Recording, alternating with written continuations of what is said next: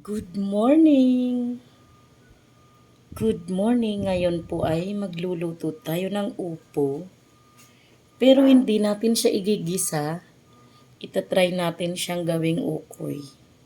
Yan na yung upo. Ganyan lang yung mga hiwa niya. Maninipis. Tapos konting asin lang. Maglagay ako ng sibuyas. Malaking sibuyas. Wala na po akong bawang na ilalagay kasi di ko siya bet sa ganitong klase ng mga lutuin.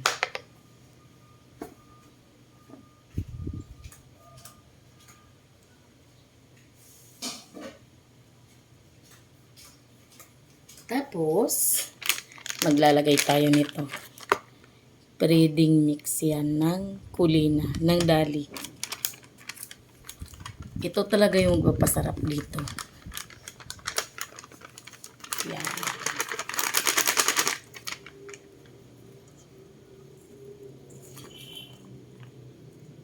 Siyempre, kulang pa yan, kaya magdadagdag tayo ng flour. So, i-testing ko muna yung 1/2 cup ng flour. Kung okay na, di 1/2 cup lang.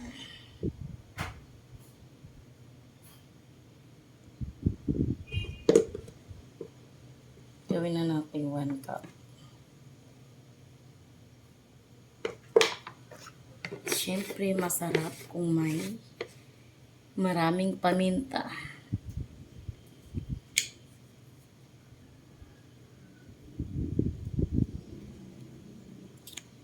Grabe ang hang nito. Haluin natin. Grabe, akala ko malaki na tong itong mixing bowl natin, pero mukha namang masikip.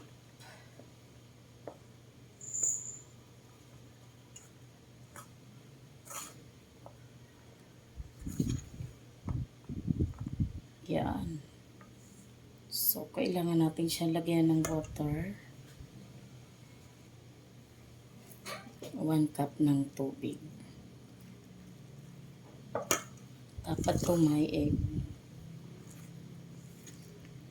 Kasi baka magkahiwa-hiwalay siya kapag kaprinito natin.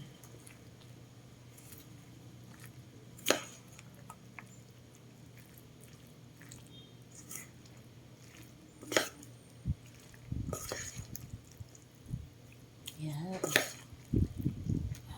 Mukha naman siya mag-stick na siya to each other. Mas maganda sana kung may egg, pero wala man tayong egg, walang mautusan. Bibili.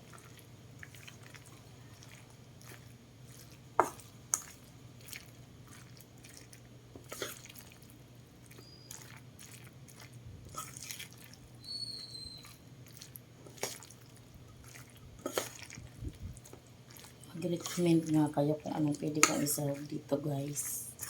Gusto niyo ba corned beef? Ay, ayaw ko.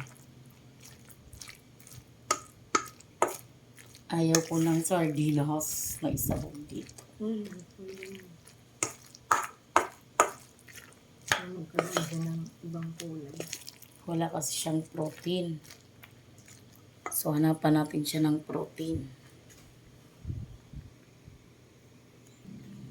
Ayan, nilagyan ko siya ng 3/4 cup ng water. Tapos, ready na siya para iprito. Kunin natin yung kalan.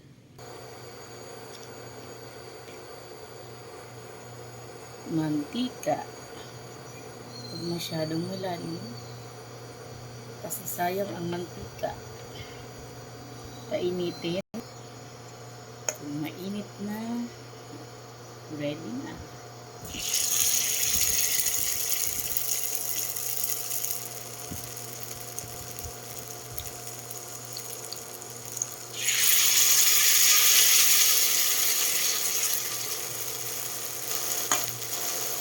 Iurong natin. Mukhang nabikit.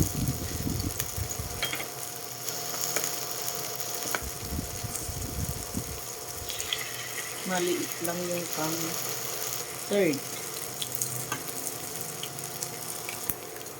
Balik ka rin natin kasi sunod na. Bigat.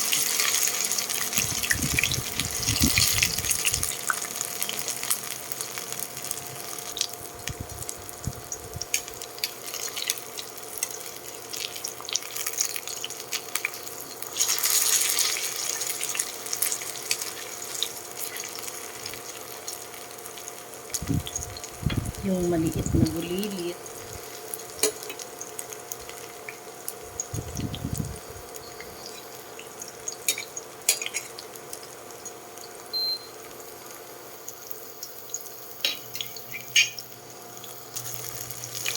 Yan, kasi na yung isa.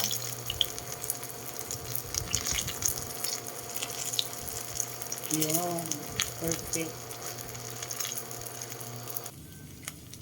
Ayan na.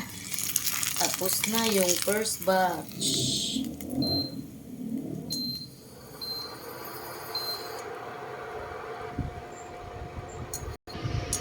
Ayan, ang unang salang natin. At syempre, di ko na ipapakita lahat kasi sobrang haba na ng video. Pare-parehas lang naman na yung pagprito ko.